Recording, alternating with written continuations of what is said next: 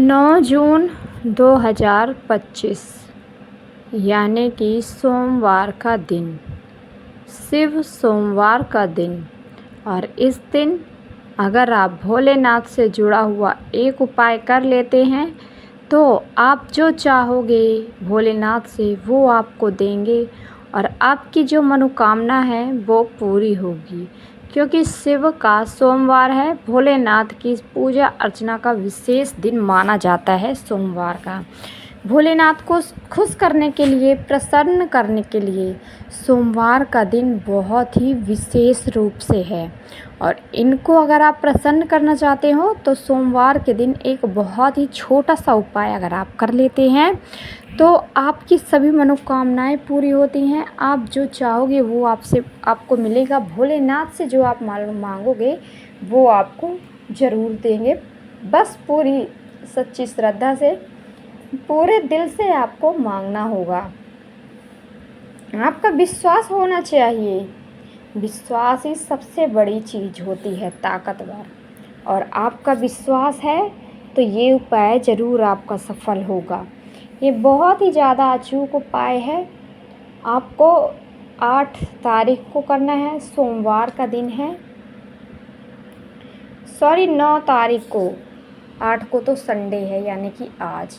9 तारीख को सोमवार है। सोमवार के दिन, शिव सोमवार के दिन आपको ये बहुत ही छोटा सा उपाय करना है। तो आपको बता दें कि भोलेनाथ को प्रसन्न करना है तो उनकी सबसे प्रिय चीज़ क्या है। उनकी सबसे प्रिय चीज़ जो है वो है बेलपत्र। बेलपत्र आपको एक लेना है। बेलपत्र आपको बहुत ही आसानी से अब मिल जाएंगे क्योंकि ऐसा मौसम है कि ऐसा समय है कि बेलपत्र में, बेल के पेड़ों में बहुत ही प्यारी प्यारी सी नई नई पत्तियां आने लगी हैं। तो आप बहुत ही छोटी सी प्यारी सी एक पत्ती ले लीजिए और साथ में आपको लेना है शहद और पीला चंदन आपको लेना है। जो बेलपत्र की बड़ी वाली पत्ती है वहाँ पर आपको लगाना है शहद और 2 छोटी छोटी जो पत्तियाँ होती हैं वहाँ पर आपको लगाना है पीला चंदन। पीला चंदन आप लगा लेंगे। 1 लोटे में आपको लेना है शुद्ध जल। शुद्ध जल आपको लेना है और जाना है भोलेनाथ के मंदिर में। कहाँ जाना है? भोलेनाथ के मंदिर में आपको जाना है। अगर शिवलिंग आपके घर पर ही है तब आप इस उपाय को अपने घर पर भी कर सकते हो, है ना। तो अगर आपके घर में शिवलिंग है तो कहीं जाने की भी ज़रूरत नहीं पड़ेगी, ना तो आपका टाइम बर्बाद होगा। तो आप इस उपाय को घर पे ही कर सकते हो अगर भोलेनाथ का शिवलिंग है तो।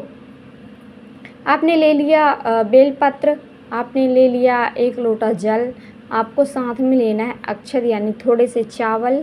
चावल ज़्यादा नहीं लेना, थोड़ा सा ही लीजिएगा, है ना। और जाना है आपको महादेव के पास।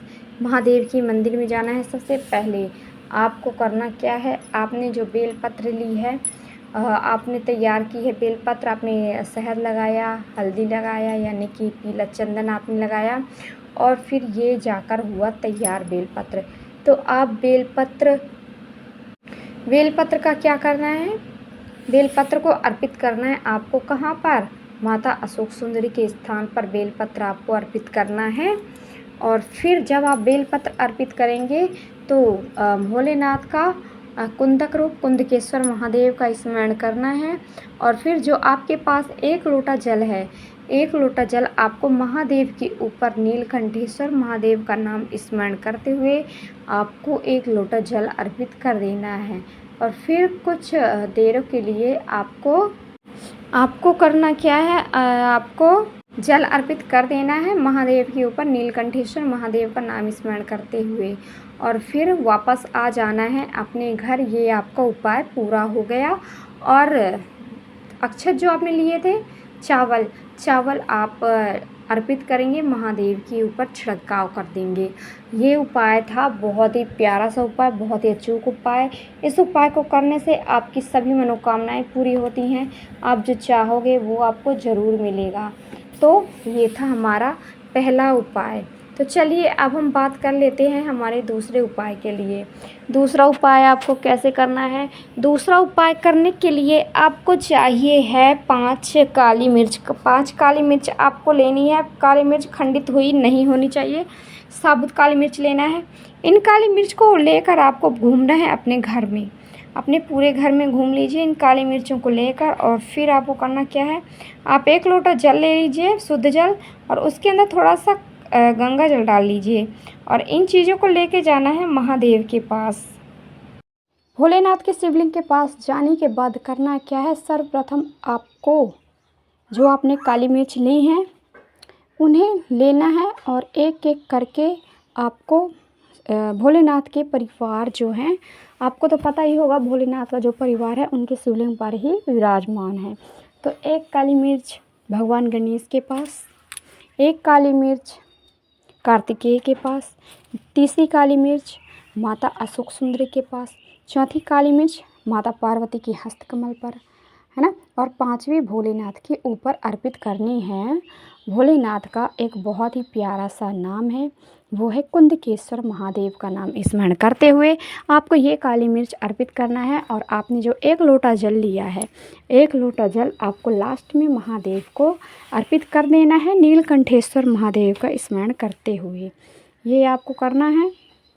तो ये जो दोनों उपाय हमने बताए हैं, ये उपाय ज़रूर कीजिए। साथ ही साथ मेरी वीडियो को लाइक, चैनल को सब्सक्राइब करना ना भूलें, कमेंट बॉक्स में जयकारा लगाना ना भूलें। तो आपका दिन शुभ हो, मंगलमय हो, यही कामना रहेगी मेरे ईश्वर से। हर हर महादेव, जय शिव शंभू, जय हो भोलेनाथ की।